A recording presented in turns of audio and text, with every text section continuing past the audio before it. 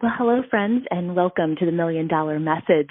This is National Sales Director Kristin Sharpe coming in with your Thursday Thankful message on this beautiful February 25th. I wanted to remind you that you have today, Thursday, Friday, Saturday, and Sunday to finish the month strong. And so much can happen in these next 4 days when you make the decision to cross the line with your tongue hanging out. What do I mean by that? Knowing that you've done everything you possibly could do to reach, to accomplish your goals for the month of February. And I'll tell you from experience, I am never disappointed when I know that I have done my very best, even when I haven't hit a goal, because what it has done is set me up for incredible momentum. So what does that mean? Well, you might have some really big goals for seminar year end, which is June 30th. And I promise you that what you do in these next 4 days to finish out February, even if you fall short, will set you up for March and set you up for the final 4 months of our Mary Kay seminar year. So I want you to really think through what you could do to maximize these last 4 days of the month to give you the biggest bang for your buck in hitting your goals. Well, today in my quiet time, I read an amazing poem by NSD Emeritus Rena Tarbett. And it was all about the gift you can be to others and the different types of gifts you can give. And it was such a wonderful reminder to me that I wanted to share it with you today. The first gift she talked about was the gift of listening.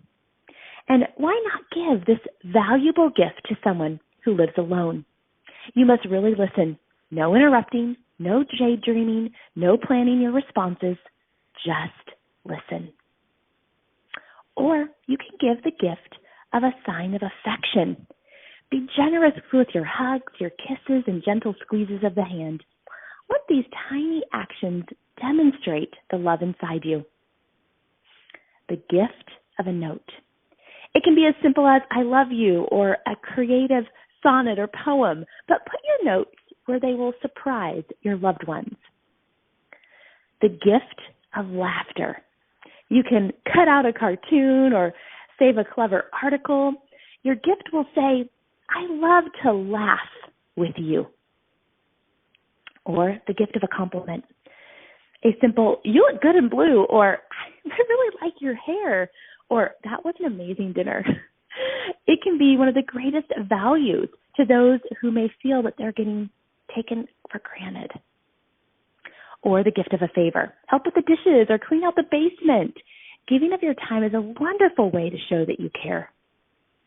The gift of leaving alone. There are many times in our lives where we want nothing better than to be left alone. Become more sensitive to those times and give solitude. The gift of a cheerful disposition. Try to be cheerful, especially around those you love. Or the gift of a game.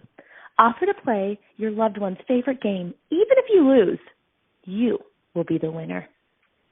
And the gift of a prayer. Pray for those people in your life that you love and let them know that you're praying for them. Praying for someone is a way of saying, you are so special to me and that I talk to God about you. Well, for me, this was such a wonderful reminder that the gifts we give don't actually have to be physical gifts. They can be the gift of listening, the gift of affection, a note, laughter, a compliment, a favor, flat out leaving someone alone and giving them space, a cheerful disposition, a game, and a prayer. And you guys, that leads me to a reminder of the prayer that was found in Mary Kay's desk. I came across this little note card that I have of a copy of the prayer, and I wanted to read it to you today because, again, it is such a great reminder, at least for me, and I pray it is for you.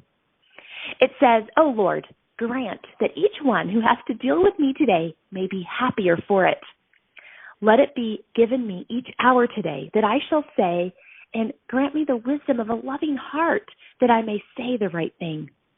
Help me to enter into the mind of everyone who talks with me and keep me alive to the feelings of each one present. Give me a quick eye for little kindnesses that I may be ready in doing them and graciously receiving them. Give me a quick perception of the feelings and needs of others and make me eager-hearted in helping them.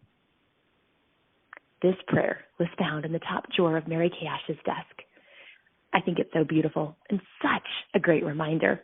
If you want it, I actually was so moved by it that I posted it on my Instagram account, which is Mrs. K. Sharpe, and also on my Facebook page, which is Kristin Sharpe, NSD. So you can grab it from there. But today, again, I was just reminded of the great leaders and women that came before us in Mary Kay Ash, the Rena Tarbutt, and of course our founder, Mary Kay Ash. And I think during this time, it's so important that we keep the Mary Kay culture alive because our culture is so different, you guys, in a wonderful way than other companies out there.